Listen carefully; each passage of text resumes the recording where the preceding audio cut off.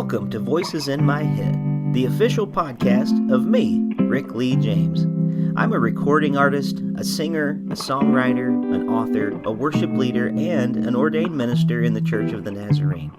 The Voices in My Head podcast is where I discuss music, movies, books, pop culture, theology, and more with friends, colleagues, and sometimes just by myself. Now make sure to let me know what you think of today's episode by leaving me a review on iTunes or by tweeting at me at Rick Lee James on Twitter. And please join my mailing list at rickleejames.com where you can receive an email every time a new episode is released. And by the way, in case you're interested in a daily dose of kindness and encouragement beyond this podcast, I also run the Twitter account at Mr. Rogers Say, where I post daily quotes from Fred Rogers, one of the voices in my head.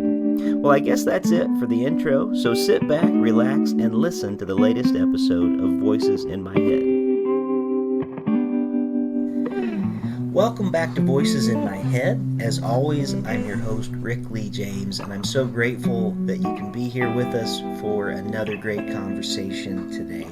My guest this week is Micah McElveen.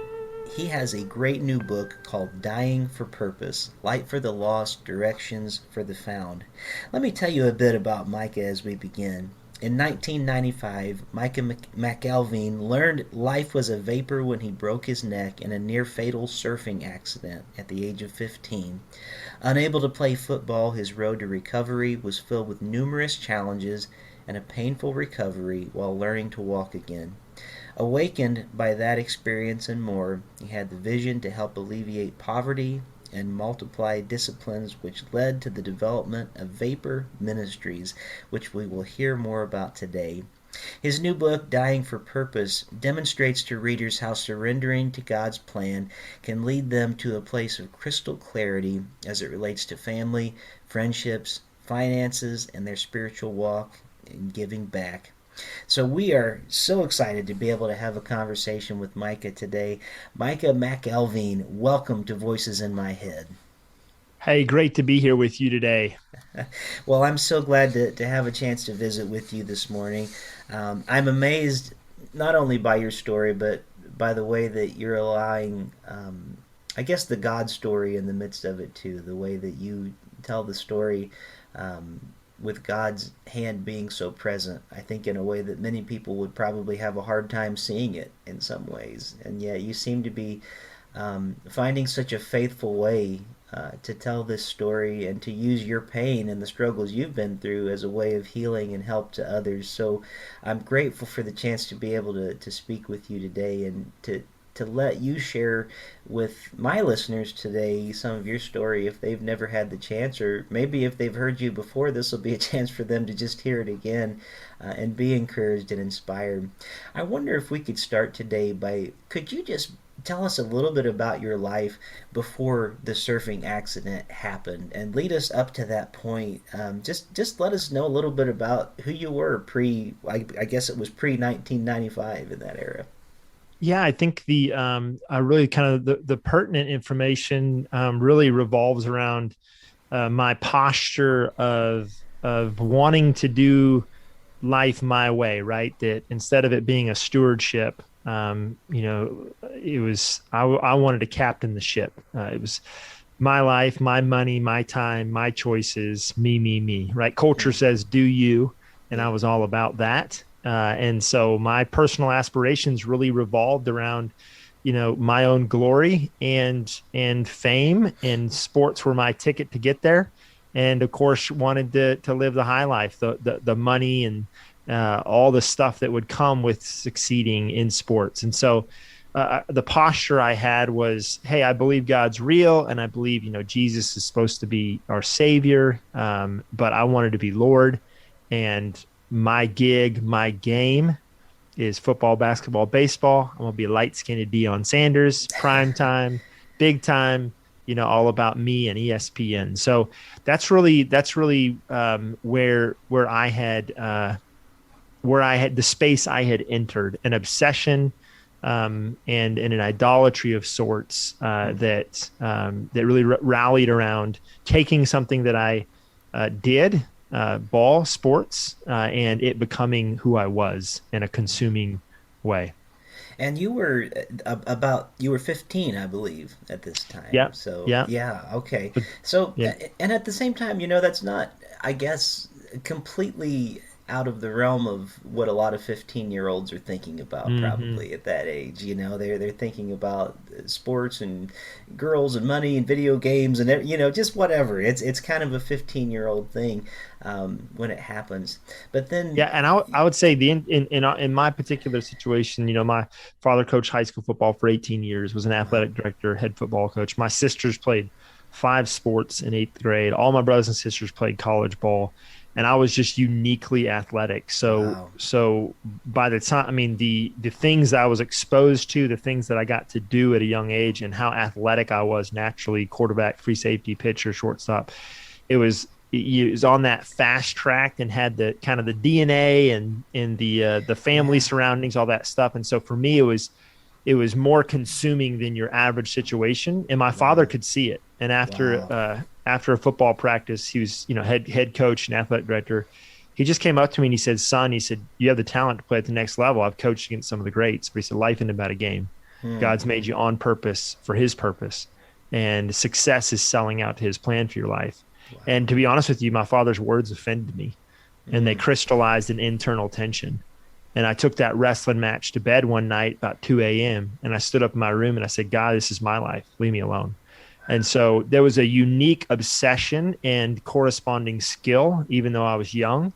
And I think God obviously knew that my heart and my will needed some special attention to get me on the course He had.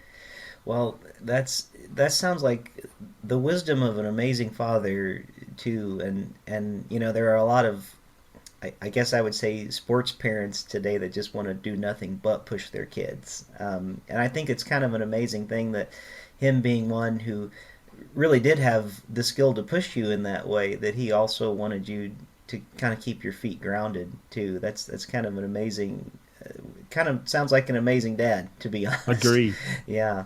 So, well, bring us up then to this tragic accident that happened, and you were surfing. Where were you when this happened, and maybe just kind of describe the whole circumstance, because a true life changing experience happened, and sometimes we talk about life changing experiences and we think, oh wow, that'll be great, but a lot of times, honestly, when we think about we use phrases so often like let's go out and change the world, but then 2020 happened and the world changed and it wasn't so great, and in your instance a life-changing experience happened and it was a shattering experience in many ways.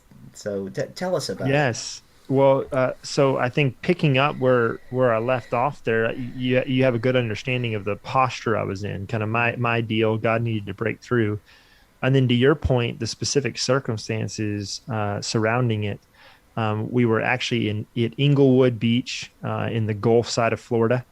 I had grown up, picked up surfing out on the West Coast. We lived in San Diego, so big waves out there.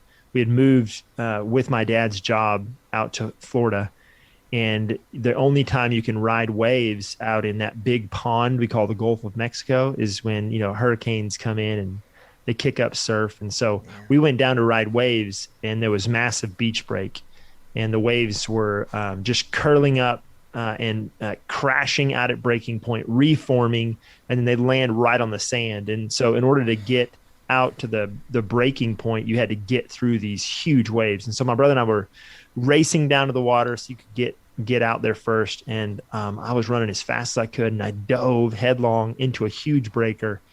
And as soon as I hit the water, like something happened. Oh, It was like a shock just raced through my body. wow. Now, I'm curious about how did you even get out of the water? I mean, once the accident happened, and I assume you were paralyzed pretty immediately from what I gathered from the story. I mean, were there Yeah, lifeguards well, present? Were family members around? Or well, initially I had no idea what was going on. I just knew that a shock raced through my body, and okay, instinctively I knew to lay still. But as I kind of rolled through the water, um, I ended up just kind of finding myself groggy, face down. Something's off. I don't know what. And when the next wave rolled me over, I could see the surface, I could see the air, and my Oh, body didn't work. oh, So I'm underwater. There's nothing I can do. In a last ditch effort, put my lips together, but instead of air, I sucked in water and I passed out. oh. So my brother saw me dive in. He didn't think anything was wrong. Went to get the football. Was waiting for me to come out. After a few moments pass, he comes down, looks out where I dove in, and nothing. So he thinks I'm playing a joke, and he goes to look in the bushes and can't find anything. And every moment that passes, he's now just getting more and more concerned. And to make a long story short, my parents found their way down, and they estimate that my parents found their way down. They joined my brother in the search, and they estimate that about 5 to 7 minutes passed from the time they could see me about 150 yards down the beach. There was a stranger in the water lifting a hand on a body, and they knew it was me. And so yeah, pretty traumatic for my family as well. Yeah. I, as a father myself, I just, I can't even put myself in that place, as a Mm, parent to see that was just what your family must have been going through. mm. That just I can't even put my brain there hardly, because that must be so devastating to them. And then you had to start this incredibly hard recovery process. So could you walk us through that a little bit? And I want to, maybe I'll read this quote that I told you before we started that I wanted to share, because I feel like it's so insightful. And you had said this. You said, "My pathway was unpaved, littered with sticks and thistles, sleepless nights, and tear-filled days. It was an emotional gym, making my perspective stronger. When you are paralyzed, you see people for who they really are, but you also see God for who He has always been." And I love, for as you tell the story, especially on that insight about seeing people for who they really are and then seeing God for who He is. I'd love to hear more about that, as maybe you share that story, because I find that to be such a profound line. Yeah. So if I kind of bridge my way in there, I'm dead in the water, literally no heartbeat, no pulse, no body functions. They lay me on the beach, begin to do what they know of CPR, EMTs, defibrillators, helicopter, life flighted. And then I wake up in ICU sometime during the first week. I have no idea where I was, and I'm totally quadriplegic. Pain, extreme pain, like is really indescribable, coursing through my veins. And I would be in the hospital for several months, and on life support, and just this crazy journey ensued. And so I think to where you kind of landed there, the quote kind of bubbles up out of that. Like my dreams were shattered, and I had plans and hopes that were now all thrown out. But I'm dealing with spiritual, emotional, psychological, physical pain on a level that I did not know a human could experience. And you're just wrestling through all that, and why, and what's happening, and will it end? And God in time began to take all that turmoil, all that pain, all that circumstance that seemed to be cluttered and seemed to be disconnected from a Godward path. It seemed like a thousand puzzle pieces thrown across the floor. This is chaotic. And he began to put the puzzle pieces together. He began to help bring awareness to me on a deeper work he was doing. And one of those things he was doing was helping me reconnect to what he always wanted me to be connected to. Hmm. The fact that, first of all, Ecclesiastes 3:11 says God has made everything fit beautifully into its appropriate time and has placed ignorance in the human heart, that man should not know what he has foreordained from beginning to end of his life. So you have God is in control. He's got a plan and a purpose. We don't understand it and don't know it, but we're called to trust him. So just leaning on him in a unique way, saying, God, I don't get it, but I trust you. I don't see the end of this, and I want to die, but Lord, my life is yours.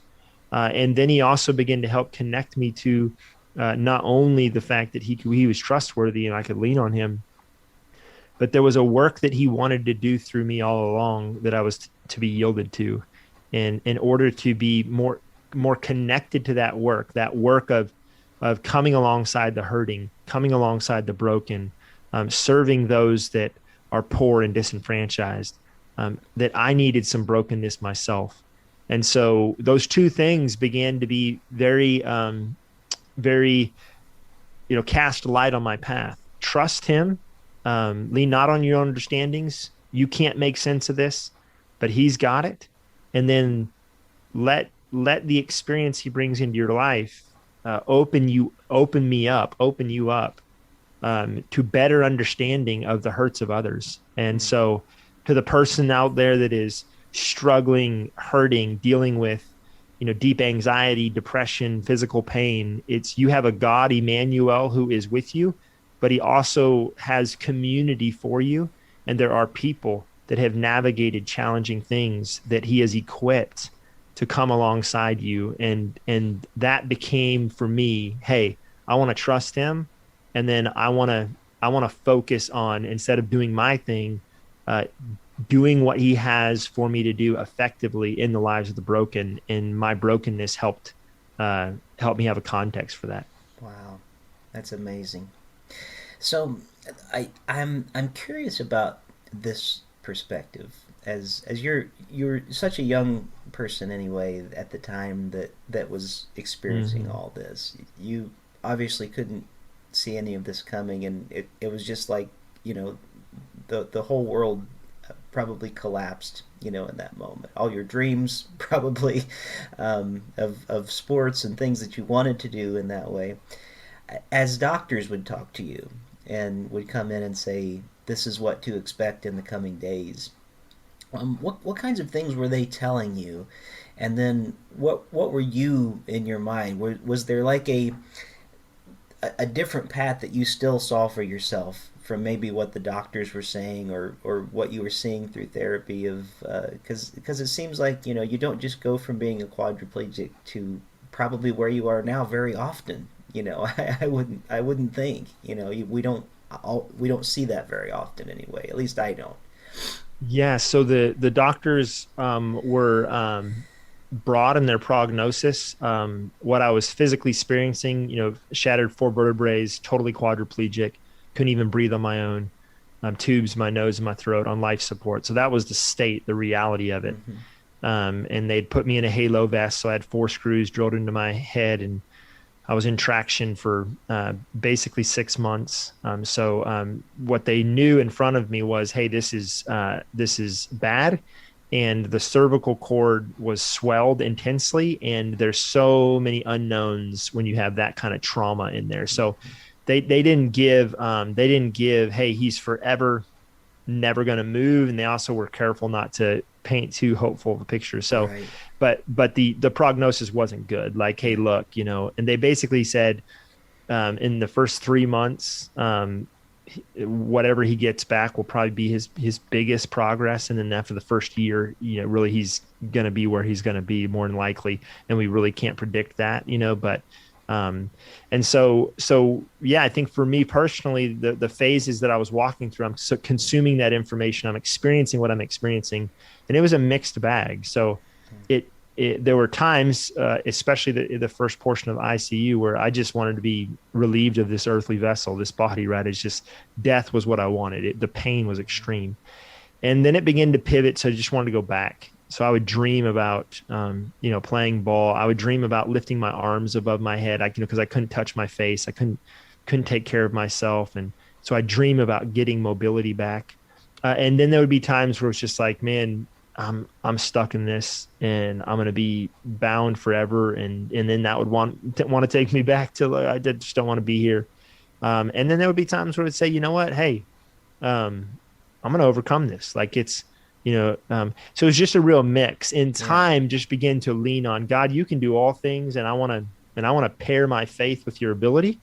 But at the same time, come what may, if you leave this thorn in my flesh, Paul saw miracles. Paul had miracles come through him, and yet God allowed a lingering thorn in his own flesh that he knew God could fully heal for his good and for God's glory. And so eventually I came to that spot where I don't want my faith in any way or lack thereof to limit your flow in and through me. You're capable of all things. You spoke and seas separated, right? You can resurrect me. But at the same time, I want to submit myself to your plan and your purpose in a way I hadn't before. And it was just beautiful the way that the Spirit began to come alongside and heal my heart, calm my mind, guide my steps, and begin to touch my body.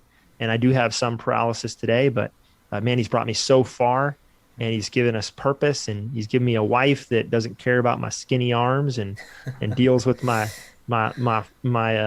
physical flaws, and man, we're rocking and rolling, and so thankful. So, if you don't mind me asking, how much functionality do you have today? That like I just out of curiosity, because I know you've come a long way. I mean, I know a lot of it was through Yes. hard work. A lot of it was through prayers being Yeah. answered. So where did you go from the time when you were in that hospital to where you are today? Yeah, great question. So I was in rehab for the better part of 2 years. As I said, I was in traction for about 6 months, in a wheelchair for a while. Intense physical, psychological, occupational therapy. So there's just a whole rigmarole. And so that was a very intense period. First thing I could move on my body was my right big toe. Okay. And then I would get a little bit back, a little bit back.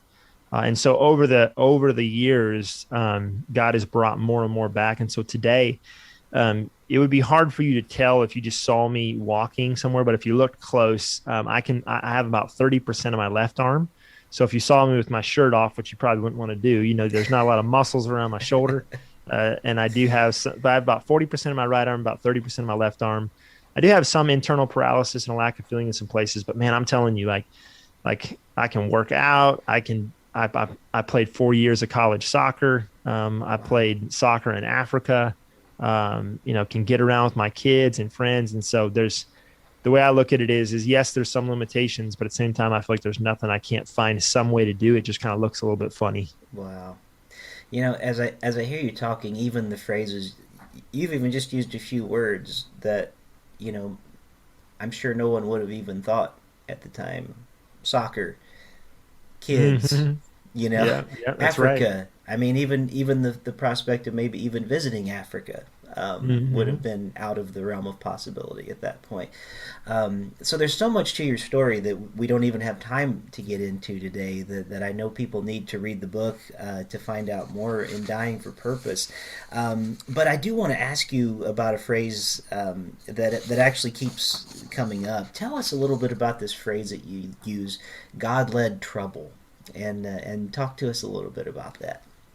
Yeah, I think when we find ourselves in challenging circumstances, there's definitely, as we look at the Bible and we think about our life experience, there's a few different ways we get there. And we must all acknowledge that like some of it is just because of our poor decisions. So sometimes we are in an environment or in a situation because of our sin or just unwise decisions. Like you choose to engage in drugs, and then you become addicted, and you are trapped in that and experiencing negative consequences. God can still rescue, save you, but there's also a reality that you're making decisions that get you into trouble. Mm-hmm. But there's other times in God's word where it's not necessarily connected with any fault of the individual. Mm-hmm. That God is actually leading us into things that would appear to us to be negative. We wouldn't want them for ourselves. That would be would not we wouldn't associate with blessing, and yet we don't see the big picture, and we don't see what's on the other side of that. And in God's economy, he is a magician at taking things that either the evil one meant for evil and turning them to good, or taking us through valleys for our good on the backside. And we see a variety of different testimonies in scripture. And so I think the big idea here is look, we find ourselves in challenging circumstances, sickness, could be divorce, could be physical pain or suffering, an accident. We find ourselves at time questioning. And instead of getting lost and where is God, who is God, is he good, why am I exactly here? We just have to lean in and trust that Emmanuel is real. God is with us. He's not just sovereign high above the world, but he sent his son, and his spirit indwells with us and he is in it. And sometimes he's actually leading us into things that we would not choose for ourselves because he has bigger perspective and he will work it out for our good. And so I think we just have to be in a spot where we continue to acknowledge he is God. We are not. He will lead. I will follow. And I know he has my best interest at mind.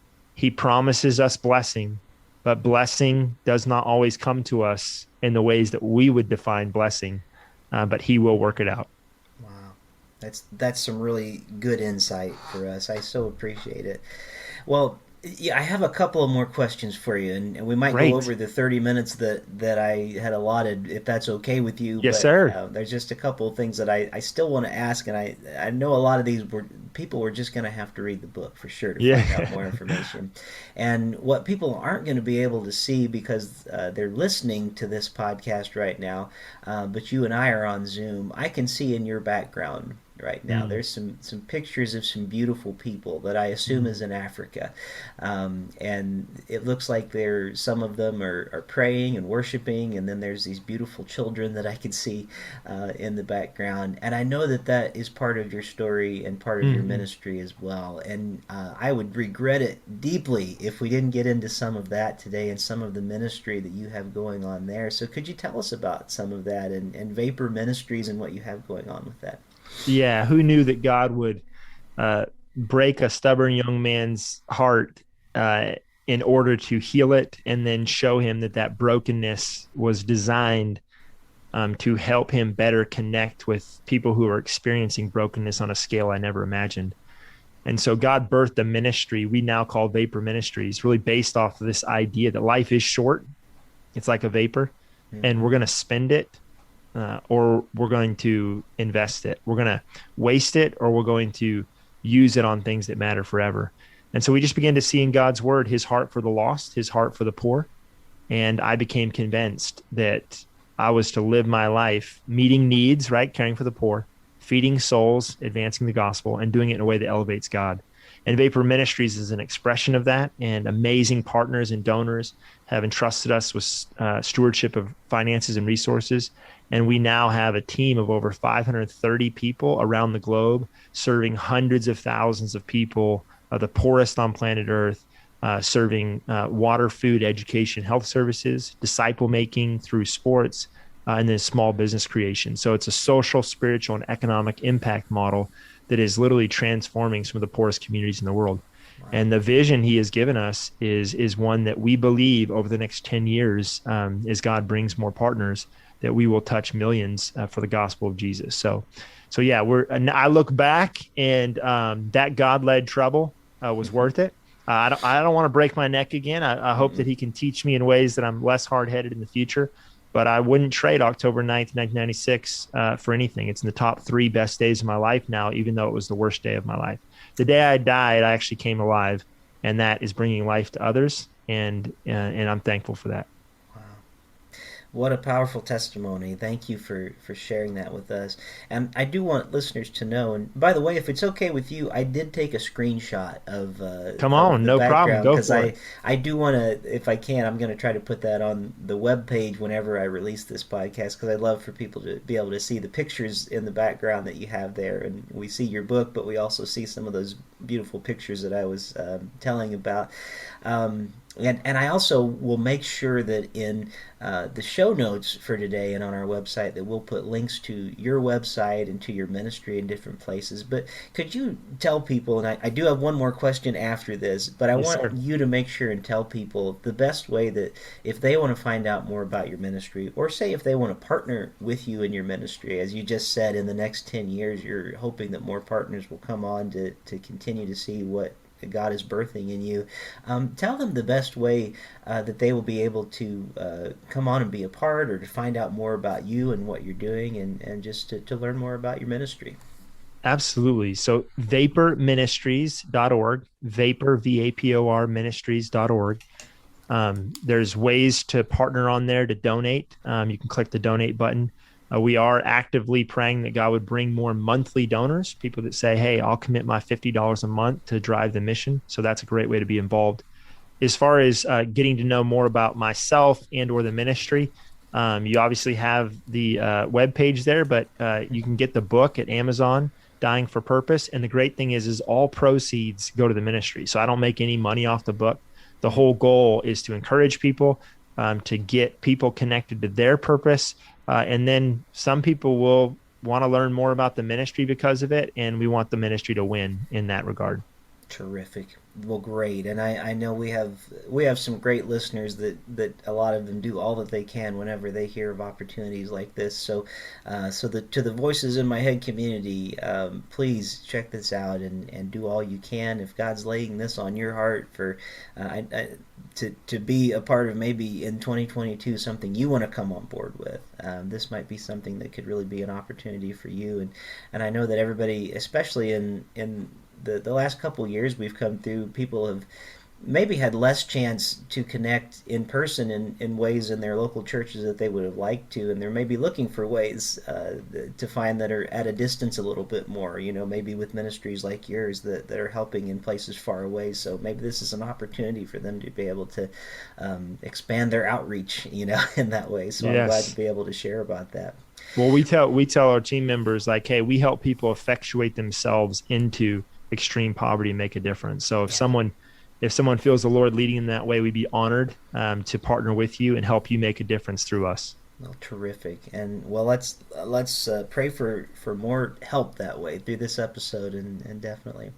Well, I do have one more question, and it's a little bit of a selfish question because, as I told you before we started, I'm in training for medical chaplaincy right now, and part of that training that they keep trying to drill into our heads is when you walk into that room with people and they're in that moment of suffering, oftentimes getting some of the worst news that they've ever had in their life.